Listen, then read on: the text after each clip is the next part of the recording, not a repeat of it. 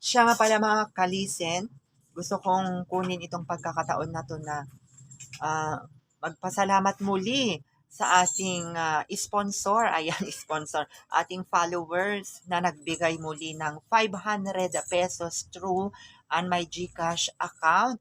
Ayan, kahapon guys, si ma'am, maraming salamat sa pagbigay mo muli ng 500 pesos para sa ating mga felicitas. Ayan, ayaw din niyang pa-mention ng kanyang pangalan mga kalisen, pero i-update ko po kayo pag ibibili namin ng kanilang mga pangangailangan. Grabe, super blessing talaga yung ating mga felicitas ngayong bagong taon, ngayong Three Kings. Dahil kahapon nga, may nagbigay ulit ng ayuda para sa ating mga felicitas. Ayan si Madam.